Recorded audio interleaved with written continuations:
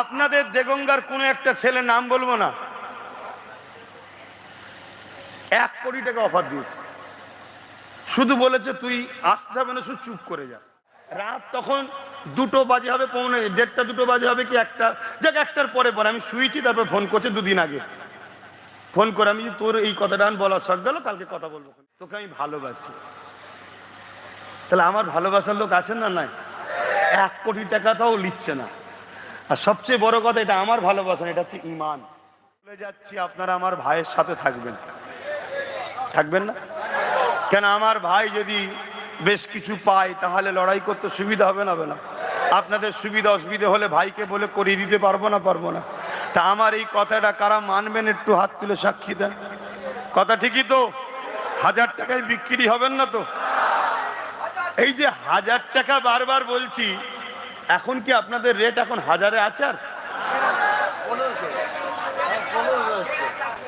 আপনাদের দেগঙ্গার কোনো একটা ছেলে, নাম বলবো না,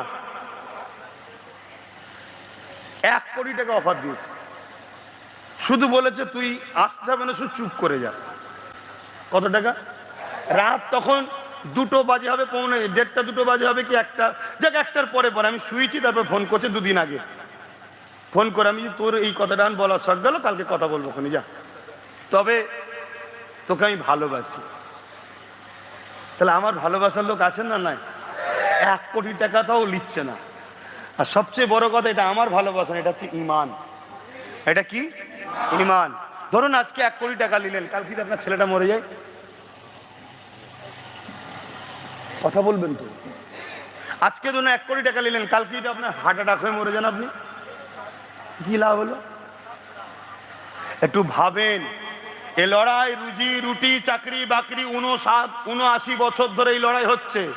79 বছর ধরে এই লড়াই আমরা সবাই, আমাদেরকে কম বেশি ঠকিয়েছে, কেউ বেশি কেউ কম। আমি হক কথা বলা লোক ভাই, কেউ কষ্ট বলে কিছু করার নেই, কেউ কম কেউ বেশি। কিন্তু 79 বছর পর আজকের যে লড়াইটা, কি রুজি গেছে, রুটি গেছে, কাজ গেছে, পড়া গেছে, শিক্ষা গেছে, অধিকার গেছে, সব গেছে। আজকে দেখছি আমাদের নাগরিকত্ব চলে যাচ্ছে। আজকে দেখছি আমাদের মসজিদ মাদ্রাসা চলে যাচ্ছে। এখন বলছে আমি নাকি কেস করে 30 লাখকে বাঁচিয়েছি, তোর জন্যই তো এসে একটা হলো রে। কত বড় চিটিংবাজ, মিথ্যুক কাজ্জাব দেখেছেন? হ্যাঁ। দ্বিতীয় নম্বর কথা বলছে আমি এলে বাকিগুলো তুলে দেবো। তুই থাকাকালীন যদি এসআইআর রুখতে না পারিস, তা বাকি আর তুলবি কি করে? তুলতে যদি হয়, সর্বপ্রথম কাজ হচ্ছে ঘাসকে তুলে ফেলে দাও, গরুও থাকবে না, ঘাসও থাকবে না, দেখবেন সব সমাধান হয়ে যাবে। গরু বোঝেন তো? ভক্ত বোঝেন না? ঘাস ছিল বলেই তো গরু এসছে। 11-র আগে ঘাস ছিল না, গরুও ছিল না, ঘাস হয়েছে, গরু এসেছে। এখন গরু তাড়াতে গেলে কি করতে হবে? আর ঘাস মারা স্প্রে বেরিয়েছে, তো স্প্রে করো, ঘাস মেরে দাও, গরু এমনি চলে যাবে। সন্ত্রাসকে নিরাপদে নয়, কেউ কোরআনের নিয়ে মিথ্যাচার করছে, বলছে 17 জন নাউজুবিল্লাহ বাকের কথা বলতে পারছি না, মিলে নাকি কোরআন লিখেছে। বলেছে না? বলেছে। বলো, এই জালিম হুকুমতকে রেখে মুসলিম উম্মাহর কি লাভ হয়েছে? বলো, তোমার ইসলামে নাকি রেপ করা ভালো কাজ। তোমাদের পাশে ভাগ করা জালিমটা যখন বললো, তোমার এই বাংলার হুকুমত তাকে জেলে ভরেছে না। রেখে রেখে তোমার লাভ কি হয়েছে? বলো, চলো পাশে থেকে খারাপ। বলো, যখন এই পাশে 4-5 শয়তান জালিমটা বললো কোরআনের সূরা তাওবার 5 নম্বর আয়াতে নাকি ভুল আছে, কি বলে হিংসা ছড়াচ্ছে, তার বিরুদ্ধে কয়েক হাজার কেস হয়েছে।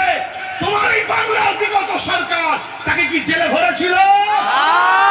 ভরেছে। লাভটা কি হয়েছে তোমাদের? বলো,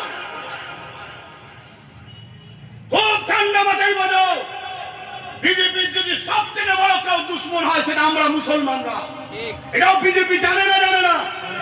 বলো, বিজেপি সব থেকে বড় ক্ষতি আমাদের করবে। বিজেপিকে যদি রুখতে হয়, আমরা রুখবো, বিজেপির বুনকে দিয়ে বিজেপি রুখা যাবে না। তার প্রমাণ তোমাকে আমি দিয়ে যাচ্ছি। দেখো কদিন আগে মালদা জেলায় কোন একজন উকিল, সে এমনি একটু ফটো তোলার তার খুব শখ, তাকে পুলিশের ডেকে নিয়ে গেছে যে একটু সামলা ভাই। পুলিশের ডাকে গিয়ে সামলাতে গিয়ে একটু ফটো তুলতে গিয়ে কিছু কথা বলতে হয়, তো কথাগুলো একটু বাজে বলে ফেলেছে। তাকে আমি সাপোর্ট করছি না, তার সাথে আমার কোনো আন্তরিকতাও নাই, সম্পর্কও নাই, কিন্তু বাস্তবটা বলছি। দেখো তাকে বন্দি করে নেওয়া হলো, আর বন্দি করে বলছে মেন কালপিটকে ধরে ফেলেছি।